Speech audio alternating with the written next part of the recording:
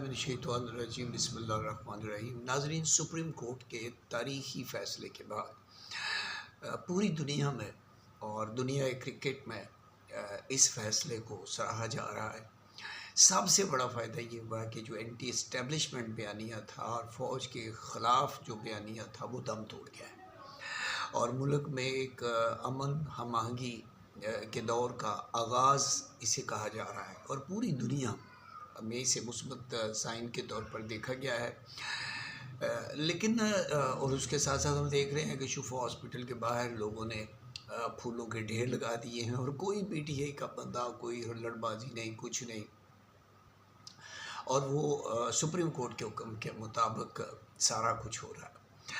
नाज़रीन, जहाँ पे लोग सुख का सांस ले रहे हैं कि मुल्क किसी ट्रैक पे चला है, वहाँ पे हम देख रहे हैं कि कुछ लोग ऐसे हैं कि जो आज भी जिन्होंने वावेला मचा रखा है। मसलन ये हम देख रहे हैं फॉर्म 47 से 3-4 साल इक़्तिदार के मज़े लूटने वाले मुस्लिम लीग के अरस्तु एहसन इकबाल साहब, उसके साथ साथ जवेद लतीफ़ साहब ये फरमाते हैं कि जिस तरह से एक कैदी को जेल से अस्पताल भेजा गया है, इस तरह तो कैदियों की पिटीशन की लाइन लग जाएगी।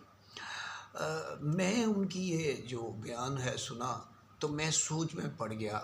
मैंने कहा कि रस्तू साहब ये कैसे भूल गए, उनको याद नहीं है कि ये खान साहब तो भी हॉस्पिटल मुंतकिल हुए हैं, तो उनको याद नहीं है कि मुल्क से, जेल से सीधा बैरून मुल्क जाने की जो रवायत है, इसकी तो बुनियाद ही हमारे मियाँ साहब ने रखी थी। आपको याद है 10 दिसंबर 2000 मुशर्रफ का दौर था, मियाँ साहब को 7 साल की सज़ा थी, कोट लखपत जेल में कैद थे। शहबाज शरीफ, मरियम नवाज़, हमजा शहबाज, बच्चे अब्बास शरीफ, हुसैन नवाज़, बेगम कुलसूम, सागदार साहब, ये सारे ख़ानदान पर केसेस थे और इनमें से अक्सर जेल में थे।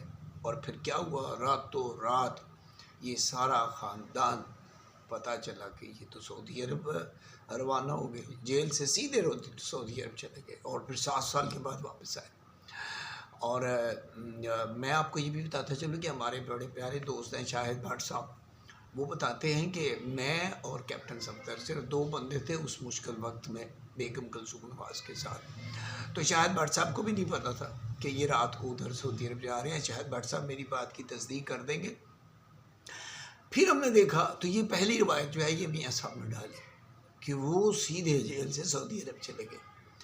दूसरी दफ़ा हमने देखा कि 2019 में वो जब फिर पकड़े गए और फिर उसी तरह कोट लखपत जेल में गए और वहाँ से वो आपने देखा फैसल वाडा का इंटरव्यू, वो कहता है कि अब वो कह रहे हैं कि वो किसी जानवर के खून से वो जेली रिपोर्ट से बनाई गई।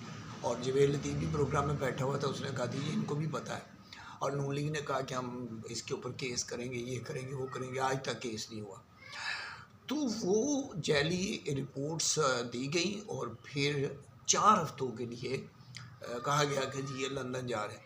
तो 4 साल के बाद ये मियाँ साहब वापस आए तो सीधे जेल से ये लंदन गए दूसरी दफ़ा। फिर उसके बाद शहबाज शरीफ 2001 में, फिर हमजा शहबाज फैमिली के साथ इनकी जेल से ज़मानत हुई और ये भी सीधे लंदन रवाना हुए। कुछ और लोग भी हम देखते हैं, मसलन 2016 में परवेज़ मुशर्रफ, ये भी जेल से सीधे इलाज के लिए दुबई रवाना हुए। फिर डॉक्टर आसम हुसैन, 460 अरब रुपये की मनी लॉन्ड्रिंग थी इनके ऊपर, ये भी जेल से सीधे जो है वो लंदन रवाना हुए। फिर हुसैन हक्कानी को हम देखते हैं कि मीनू गेट स्कैंडल बड़ा मशहूर हुआ था, ये भी जेल से सीधे अमेरिका रवाना हुए और आज तक ये वापस नहीं आए। तो खान जो है उसके बारे में शोर मचाना कि जी वो जेल से हॉस्पिटल चला गया, अभी तो वो जेल से हॉस्पिटल गया है, लंदन, सऊदी अरब, दुबई, अमेरिका तो भी दूर की बात है। लिहाजा तारीख़ को गड़बड़ मत करें, ये काम आप खुद करते रहे हैं।